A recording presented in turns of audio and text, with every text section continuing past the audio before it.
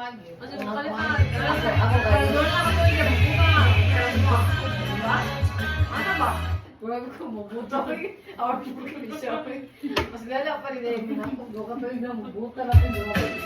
Alright. Mabuta na pa na mga English na niya. Grabe yung tagayon. Magbabalik na naman ang investigasyon tungkol sa flood control.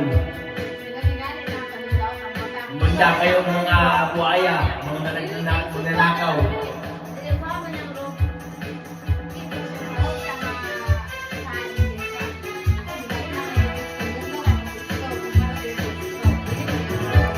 Reaction! Napakaganda po na aking kantahin ngayon. Muna ako reaction. Ito po ay tungkol sa mga pansarambong sa Kabanapayan. Mga buhaya.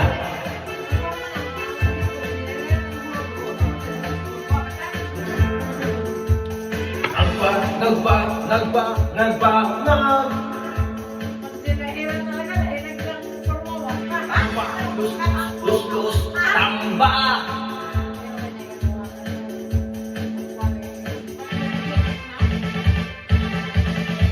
Lingon agad pag may buwayang dumaan, lalo na kung senador, congressman, politikong mga walang kabusugan.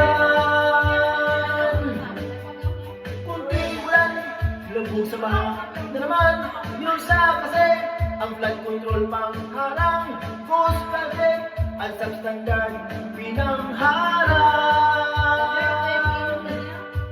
Maraming buwaya sa Kongreso, sila rin ang kontrakto ng mutong proyekto. Kasabot nila dating speaker at Pangulong Bangag. Nagbangag.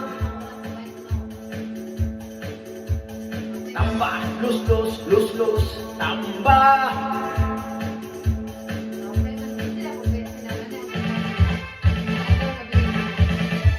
Taong bayan, galing ay nagpumapaw sa magpinsan na may James na magnanakaw na sinungaling at walang utang na loob.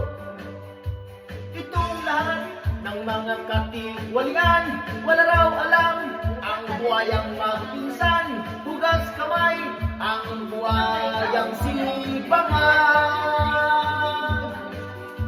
Maraming buhaya sa Kongreso, mas masawal pa sa buhayang pulis sa kanto. Kung mag-insertion ay daang bilyong piso.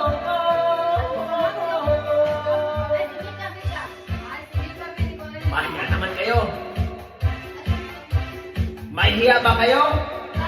Ikulong si Salde, ikulong si Tambalos, los kawatan. Ikulong ang mastermind, ikulong mandarang, bong. Mahiya naman kayo. Ang Sarsuela ni Bangag, maniwala kayo doon. Hari ng kasinungalingan yun. Bangag na yun. Mapaputang ina ka talaga sa ninakaw nila na mali-maleta. Kinansul sa impeachment case ni VP Sara.